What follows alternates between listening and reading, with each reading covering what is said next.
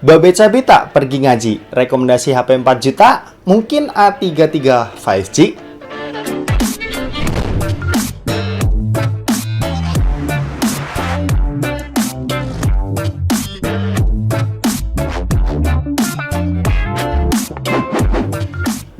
So guys, balik lagi sama kuliah sore bareng L di sini. Oke, ini adalah Samsung Galaxy A33 5G, smartphone 4 jutaan dari Samsung yang aku rekomendasiin buat kalian beli. Oke, di harga segini agak sulit ya sebenarnya buat cari smartphone all-rounder yang bisa banyak hal. Cuma aku rasa A33 5G ini itu bisa jadi pilihan yang bijak buat dipilih.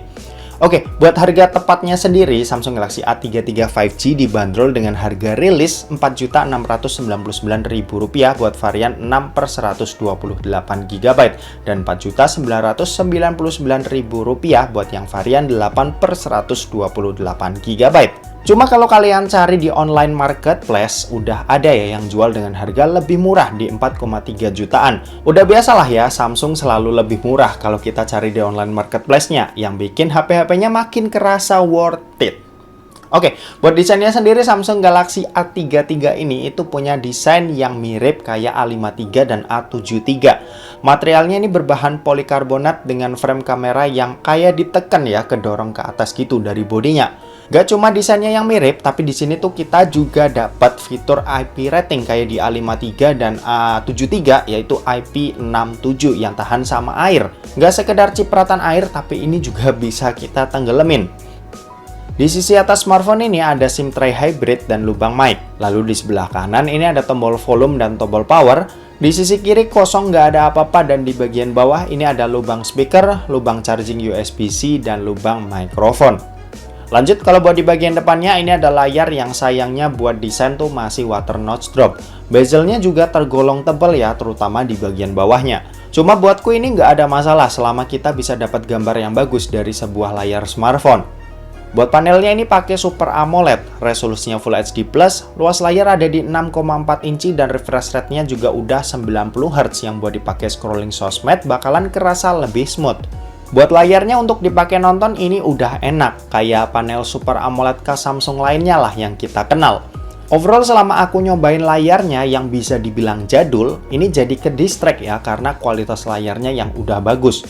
Oh ya, di sini juga udah ada proteksi Corning Gorilla Glass 5 juga ya. Cuma emang biar lebih aman, aku saranin tetap pakai tempered glass atau screen protector tambahan. Untuk fingerprint di dalam layarnya juga udah punya kecepatan baca yang lumayan bagus dan udah bisa diandelin lah buat sehari-hari. Untuk speakernya juga udah stereo, jadinya bisa ngehasilin suara yang cukup enak buat didengar. Lanjut, kalau buat performanya ini dibekali dengan chipset dari mereka sendiri, yaitu Exynos 1280. RAM-nya ini ada pilihan 6 dan 8GB, internalnya 128GB, baterainya 5000 mAh dengan kecepatan ngecas di 25 watt. Untuk dipakai sehari-hari tentunya ini udah pasti aman ya. Ini chipset kelas menengah ke atas yang posisinya sedikit di bawah dari Snapdragon 778G 5G. Dan aku rasa buat kebanyakan user Samsung, ini HP harusnya udah pas banget buat penggunaan mereka, karena jarang banget nih aku lihat user Samsung tuh gamer hardcore. Dipakai main game pun juga sebenarnya masih enak. Misal Mobile Legends ini bisa dapetin settingan high dengan frame rate-nya high. Terus PUBG Mobile ini juga bisa lancar dimainin di settingan smooth high-nya. Tapi sayang banget ya, belum ke-unlock settingan smooth ultra maupun smooth extreme.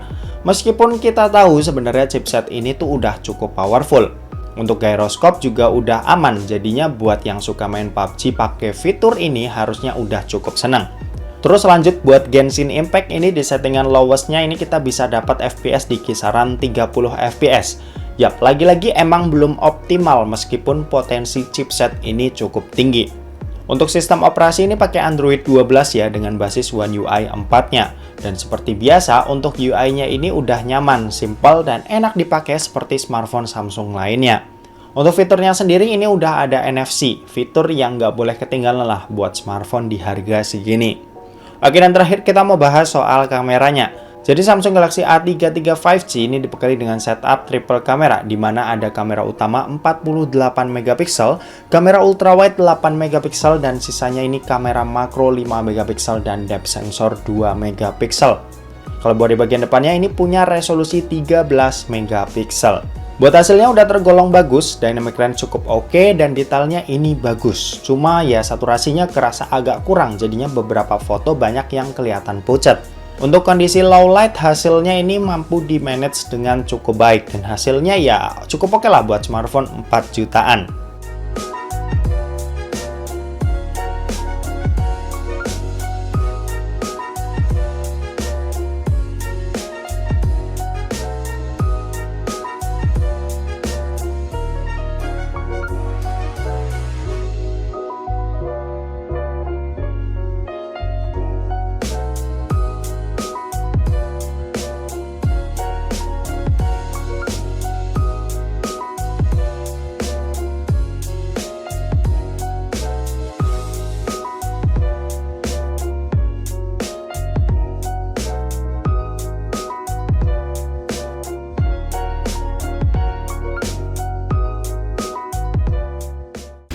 Oke, ini perekaman dari Samsung Galaxy A33 5G. Ini kita bisa pindah lens. Yap, seperti ini. Oke, coba ini kita pakai jalan ke sana.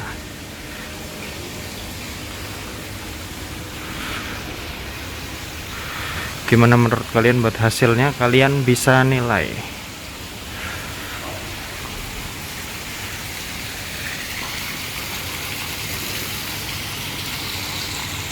Oke, ini ada mode ultra steady atau super steady, tadi aku agak lupa namanya. Yang jelas ini bikin hasil perekaman video jadi lebih stabil. Oke, cuma kalau pakai mode ini kita nggak bisa pindah-pindah lensa ya.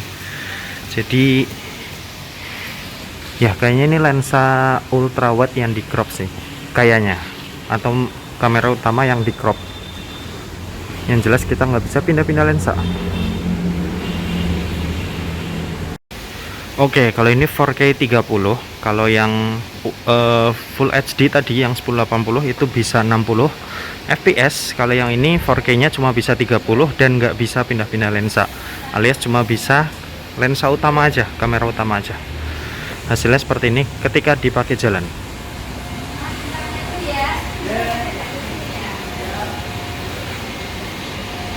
Oke, ini kamera depan. Cakepnya di sini bisa 4K juga, 4K 30. Tapi kalau kamera depan nggak ada Full HD 60, alias cuma Full HD 30 sama 4K 30. Hasilnya seperti ini. Gimana menurut kalian untuk hasilnya? Sekarang kita ke tempat yang gelap, agak gelap. Hasilnya seperti ini. Kualitasnya menurun jelas, tapi masih oke lah ya. Muka cukup terlihat dengan jelas.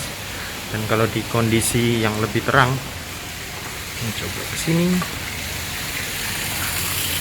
hasilnya seperti ini. Oke, gitu aja, kita balik ke studio. Yuk. Kesimpulannya, Samsung Galaxy A33 5G ini bisa banget jadi pilihan kalian buat dibeli kalau kalian pengen dapetin smartphone dari Samsung yang udah terkenal simpel buat tampilannya. Kameranya oke, jaminan software update 4 tahun, dan udah punya IP rating. Mungkin hal yang perlu kalian perhatiin itu ada di bagian desain depannya yang kurang premium, terus performanya yang belum optimal karena masih tergolong chipset yang baru. Tapi terlepas dari kedua hal tadi, A33 5G ini tuh sebenarnya worth it banget ya buat kalian beli. Dan oke, mungkin segitu aja buat video kali ini. Terima kasih buat yang udah nonton video ini. Jangan lupa buat like, komen, dan share juga ke teman-teman kalian, supaya teman-teman kalian mendapatkan informasi yang bermanfaat dari kuliah sore. Oke, terima kasih buat yang udah nonton video ini sampai habis, dan sampai jumpa di kuliah selanjutnya. Bye-bye!